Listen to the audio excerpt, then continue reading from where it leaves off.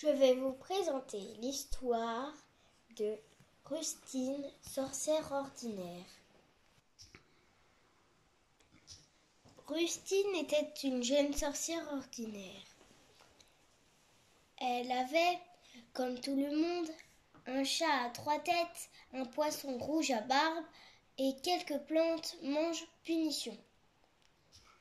Elle passait son temps à jouer à chat pa pa po, sans grande passion, et bâillait même parfois en transformant un crapaud en zèbre à plumes, parce que, oui, elle s'ennuyait. L'école du grand n'importe quoi, les courses au Zupa Market, les interminables batailles de gadou bleu le dimanche avec grand-mère, les parties de bobsleigh sur phoque à écailles avec ses cousines. Quel ennui! Seuls les rodéos de balais sauvagés et les glaces à la langue de tétard l'intéressaient encore un peu. Papa, je m'ennuie. Va donc récolter quelques chauves-souris bubblegum.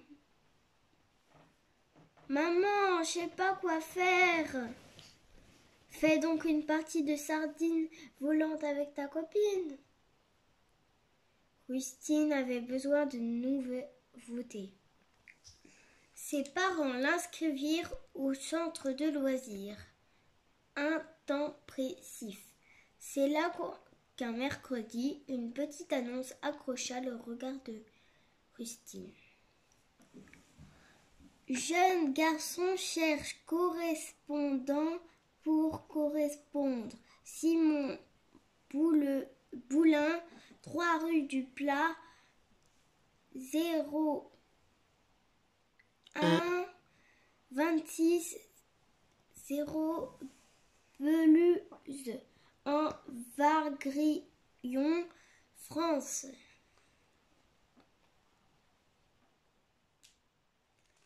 Il n'avait pas l'air très futé. Mais c'était l'adresse qui intriguait Rustine. Elle n'avait jamais rien vu de tel. Ici, les adresses étaient plutôt comme ça. Famille aux dents jaunes, 285, impasse des Platanes. Artrique, la grosse ville qui sent le brûlé. Alors bon, elle écrivit, elle attendit, elle répondit. Et elle découvrit un univers extraordinaire. Il y avait quelque part, très loin, un garçon qui s'appelait Simon, qui vivait de manière incroyable.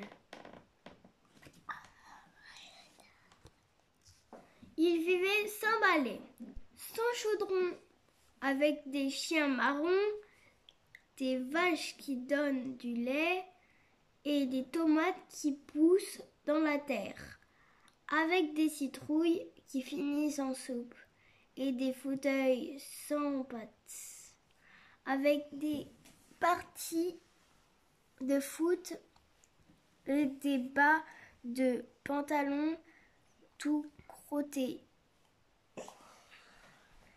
des cahiers qui se perdent, des pulls préférés qui se trouvent,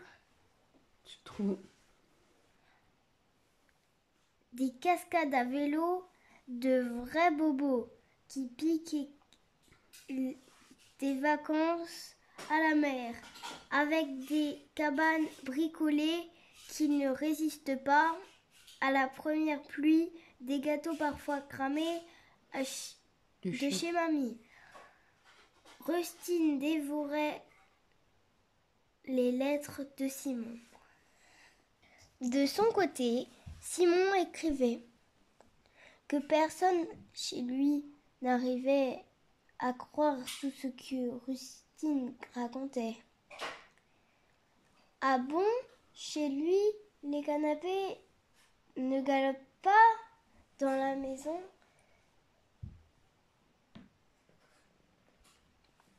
On ne pouvait pas laisser conduire le chat. Personne ne vendait de sirop d'oreille. Les maisons étaient différentes. Les petits déjeuners ne ressemblaient pas, les jours de pluie non plus, et l'école encore moins. D'ailleurs, à l'école, Rustine avait fait un exposé sur la vie de Simon. Toute la classe était surexcitée. Même les chaises avaient applaudi. On récoltait justement des idées pour le voyage de fin d'année. Rustine proposa d'organiser une visite dans la classe de Simon. Les vieux sages réfléchirent longuement, puis acceptèrent. C'était une idée neuve qui changeait des sentinelles excursions en fusée pour étudier la flore des comètes. On prépara des petits mots dans les carnets, des listes pour bien remplir sa valise, un bus et quelques sorts pour le voyage.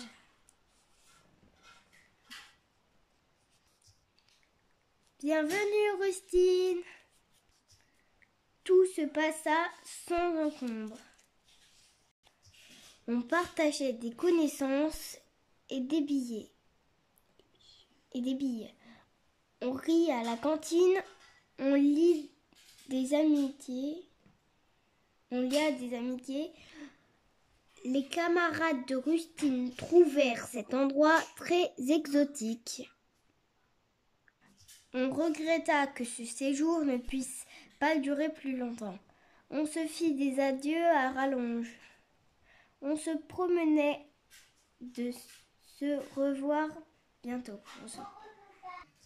À son retour, Rustine trouva que tout était moins ordinaire. La vie avait repris du souffle. Un peu de fantaisie.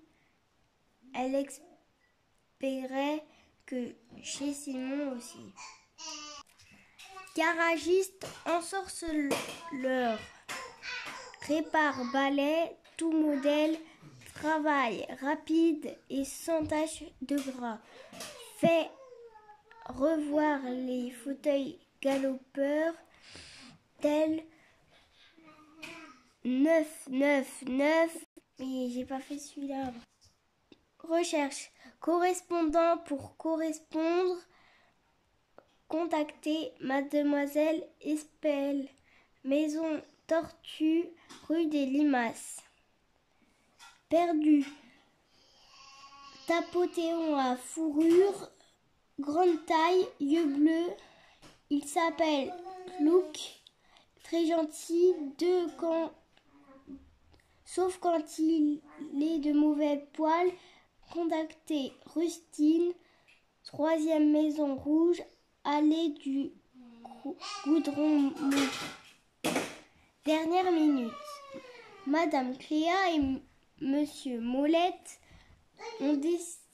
ont célébré leur mariage à la maison des fromages et des festivités. Un des météorites d'artifice a atterri chez l'éleveur de limaces bleues, expliquant la nouvelle teinte de la façade de la maison des livres. Si tu as aimé cette histoire, retrouve en librairie Björn et Grand Dire. Un livre animé.